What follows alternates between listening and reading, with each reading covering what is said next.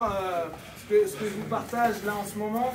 Alors, vous avez vu, traditionnellement, on a l'habitude de mettre derrière la tête. Ce que je vous disais là, depuis le début de semaine, c'est que là, si Daniel, il veut m'emmener vers l'avant, avec justement ce truc-là. Vas-y, vous êtes d'accord que quand on va lutter, qu'on a la colonne droite, ça va pas être simple. Je dis pas qu'il va pas y arriver, hein, c'est Daniel, évidemment. C'est du Keps.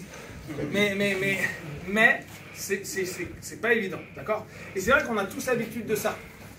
D'ailleurs, si techniquement je voulais être relou avec Daniel, je dirais qu'il faut aller prendre haut. Comme on le fait en Muay Thai. En moins, on le prête très haut.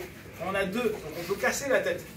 Mais ce principe de partir haut est cohérent. Parce que on est d'accord qu'on veut attaquer les cervicales. Mais si j'attaque près des cervicales, là, musculairement, il va quand même être solide. Parce que si je vais plus haut, c'est plus dur. Là, on va éviter le point dur. C'est-à-dire que le point dur, on voit que c'est compliqué. Si je fais là, vas-y, maintiens, sois sur ta posture. Je vais galérer à l'entraîner, d'accord, si je veux faire d'action-action. Donc cette main-là, je vais la mettre au niveau de l'épaule. Maintenant, regardez. Là, ici, maintiens, je vais essayer de bouger un peu. Vous voyez comment je galère. Prends là. On a ce qu'on va retrouver toi avec le kumikata, en judo. Mais qu'est-ce qui m'intéresse? Un point dur, c'est toujours compliqué à manipuler. C'est pour ça que quand on fait des clés de cervicales, on va d'abord casser un peu le point dur pour commencer à aller vers la clé de cervicale. D'accord? Je dis ça pour les cervicales, c'est pareil pour le poignet. Le poignet, le mec qui est droit, c'est compliqué. Par contre, si je commence à tourner un peu, bah, le poignet, là, il commence à être un petit peu embêté. D'accord? C'est le principe avec tout. Donc, là, quand j'ai un point dur, bien sûr que c'est l'habitude qu'on a eue, mais on va tenter d'aller plutôt créer un axe autour. D'accord? Ce qui me permet d'aller plus facilement à l'emmener. Vous avez vu comment ça m'embête?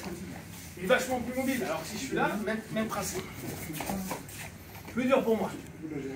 Mon idée est d'aller mettre comme un début de guillotine. D'accord? Un front deadlock. Donc, on a l'habitude parfois de le faire. Je tire beaucoup. Coup de bol, il s'est baissé. Bam, je prends mon front deadlock et j'y vais. D'accord? Sauf que, point dur, égal si je veux faire ça, c'est dur parce que souvent, à moins que je sois plus grand que lui, je vais galérer.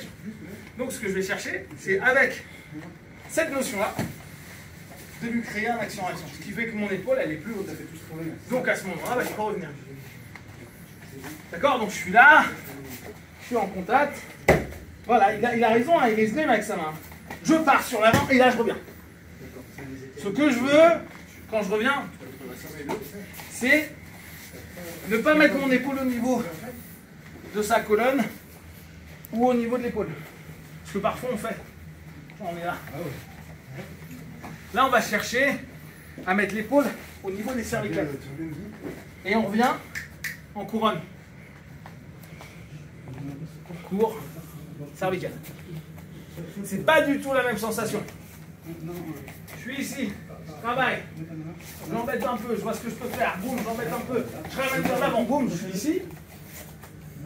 Je vais pas aller loin, type, comme si je voulais partir en guillotte, quoi, en arrachage de tête.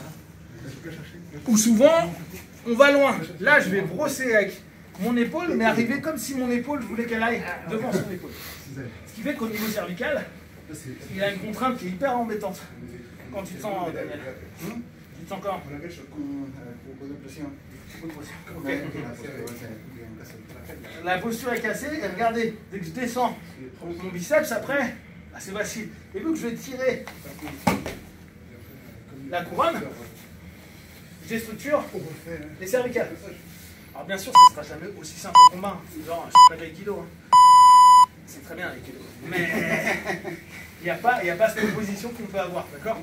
Donc, je suis ici, je travaille, je reviens, je prends.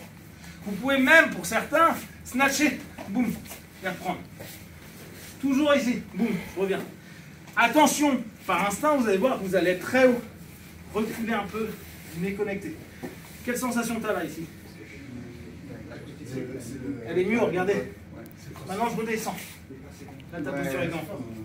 C'est une galère. Et là, je tire. D'accord? Et donc, après, je fais comme un sprawl. Je vire ma jambe en arrière. Je suis là, pardon. Je suis ici. On travaille. Hein. Alors, bien sûr, vous pouvez faire le changement de niveau, retravailler. Là, j'y suis. Ok, cool. Boum. Je prends au niveau du triceps. Et là, j'efface ma jambe arrière. Et là, en tirant, vous avez vu, je tire, je l'embête. Je tire la cervicale. Je ne suis pas en train de faire l'emmener pas, je suis en train de tirer. Hop. Voilà. Je suis en contrôle, après, bah, vous pouvez revenir là, déprendre le dos, taper, flatter, arracher les oreilles, gratter les gars, quoi. Vous faites ce que vous voulez, d'accord? Contrôle sur le côté, ou de cette façon, ou si vous aimez bien être en front, vous pouvez. Pour les MMA, c'est sympa. Par contre, il peut vite se relever. D'accord? Par contre, dans ce cas-là, gardez toujours la couronne. Ne lâchez pas. D'accord? Pour les catch wrestlers, souvent on faisait ça. On vient avec les cervicales. Vous parlez à l'ancienne. D'accord? Je prends et je prends une grosse kick. Qu'on n'a pas en jiu-jitsu, mais qu'on a en MMA et qu'on a luta livre, quoi, catch wrestling et sa descendance à luta livre. Donc les manipulations de cervicales, ce que vous disiez hier, c'est souvent des phases de transition. Parce que bien sûr, il ne va pas se laisser être mou comme ça. Donc il va résister. Et moi, je vais passer sur autre chose. Le mettre sur le dos. Ouais. D'accord? Pensez les clés de cervicales, comme les guillottes, comme des éléments de transition. Et non pas comme des éléments de finalisation. Comme la projection. Élément de transition, pas élément de finalisation. Ok? Allez, Jimmy.